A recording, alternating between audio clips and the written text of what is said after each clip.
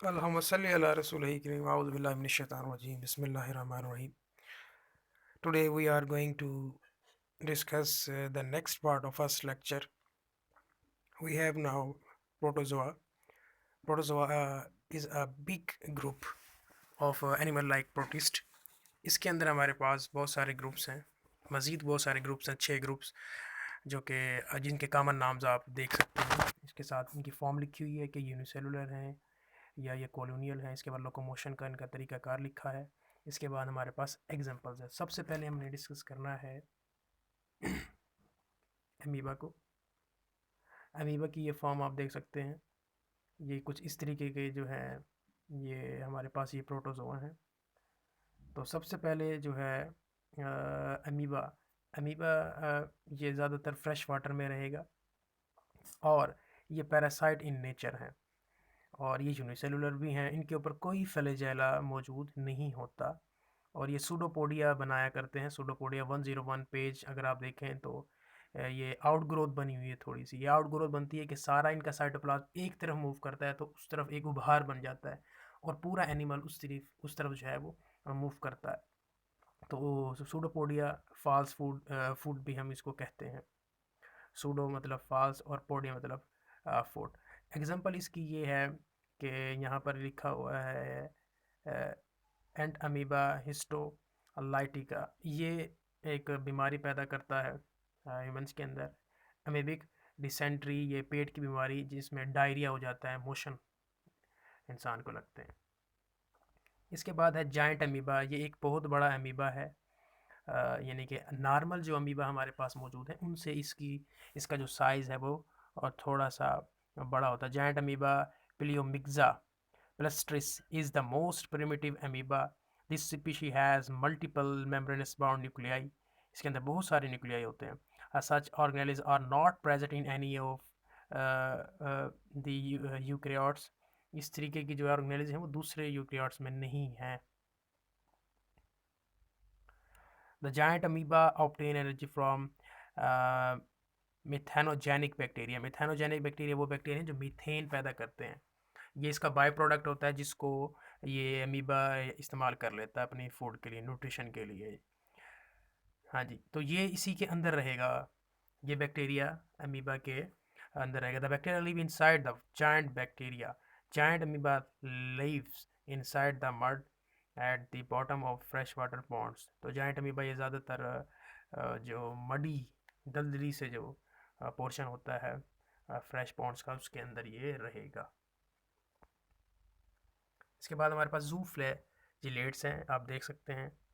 Flagellates और जू mean animal और फ्लैजिलेट्स मीन फ्लैजेला। आप देख सकते हैं कि ये धागे नुमा जो स्ट्रक्चर है ये फ्लैजेला है इसके।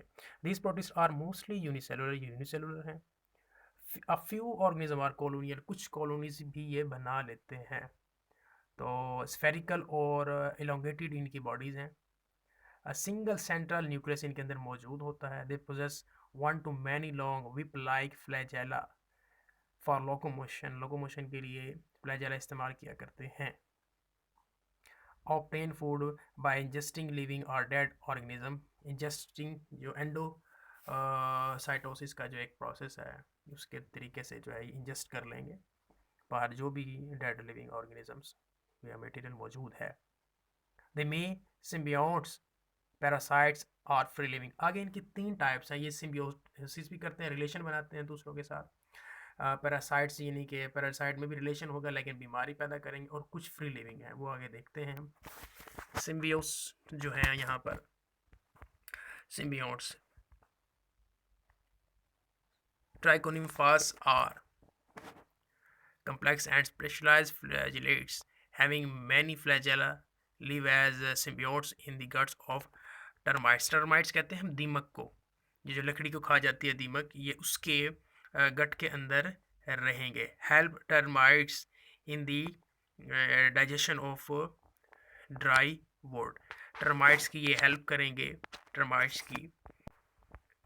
की ये हेल्प करेंगे उसको उसकी फूड को डाइजेस्ट करवाने में। दूसरे यहाँ पर हैं हमारे पास पैरासिटिक फ्लैजिलेट्स हैं।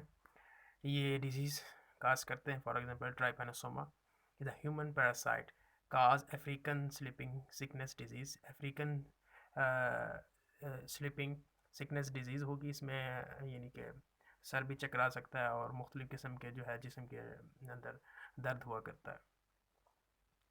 Transmitted by infected CC fly, infected CC fly ये एक मक्खी है जिसके अंदर ये मौजूद होगा। जब मक्खी काटेगी तो फिर ये जो फ्लैजिलेट्स हैं वो ट्रांसफ़र हो जाते हैं ह्यूमन के अंदर।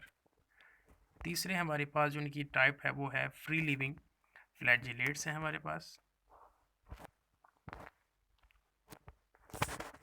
Free living flagellates क्वाइनोफ्लैजिलेट्स are sessile, ये सेसाइल हैं। इसकी पिक्चर आप 102 पेज है उस पर आप देख सकते हैं। अटैच्ड बाय अ स्टॉक, ये ज़मीन से एक स्टॉक के ज़रिए अटैच होंगे।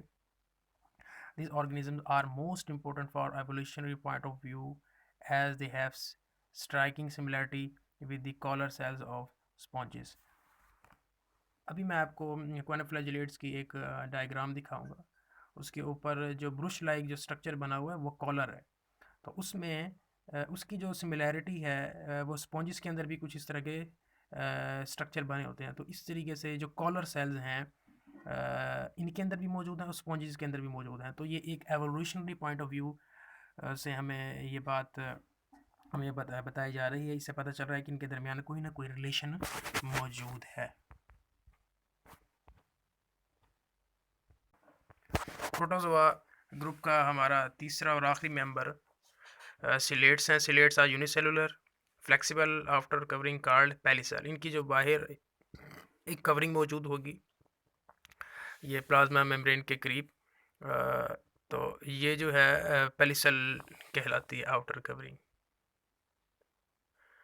Gives them a definite shape भी देगी इसको, जैसे वाल्स दिया करती हैं। This shape can be change भी हो सकती है। बॉडी कवर्ड विद सीलिया, इनके ऊपर छोटे छोटे से सीलिया नज़र आ रहे हैं और ये सीलिया छोटे छोटे से हैं, हेयर लाइक स्ट्रक्चर हैं और इनको हेल्प करेंगे ये मूव करने में। जब सीलिया बीटिंग करते हैं आगे और पीछे की तरफ तो उसके अकॉर्डिंग जो है सीलियट्स की जो है मूवमेंट हुआ करती है। Some ciliates are sessile and remain attach with the rock और अदर सब्सटेंस। दूसरे जो स्ट्रक्चर्स हैं यहाँ पर सबस्ट्रेट के साथ ये अटैच रहेंगे, कुछ इनके अंदर जो सीलियट्स हैं, सारे नहीं। 9th पॉइंट इसका ये है कि most ciliates ingest bacteria and other tiny protist. ये इनकी न्यूट्रिशन हो गई है। इनके पास special organelles called contractile vacuole होते हैं। वैक्यूल वो पोर्शन होता है जिसके अंदर जो है वो वाटर को ये स्टोर कर लेते हैं।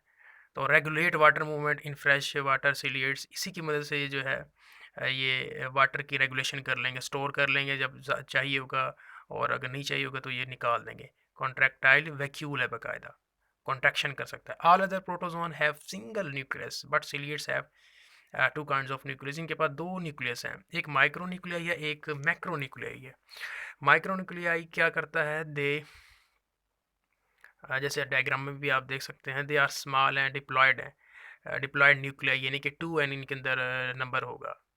Each ciliates have 1 or more micronuclei, they are involved in sexual reproduction. Micronuclei का जो काम है ये सेक्शुअल रिप्रोडक्शन के अंदर ये इन्वॉल्व है। मैक्रोन्यूक्लियाई ये लार्ज है, पॉलीप्लॉयड है। पॉलीप्लॉयड कहेंगे कि मोर देन डिप्लॉयड नंबर जो है इसके पास होगा, यानी कि हैप्लॉयड में 1n होता है, डिप्लॉयड में 2n। तो पॉलीप्लॉयड में मोर देन 2n आ जाएंगे यहाँ पर। इसके अंदर क्रोमोसोम के सेट के लिए हम ये बात किया करते हैं पॉलीप्लॉयड। तो control cells metabolism and growth, ये मेटाबॉलिज्म और ग्रोथ को ये डील करेगा मैक्रोन्यूक्लियाई।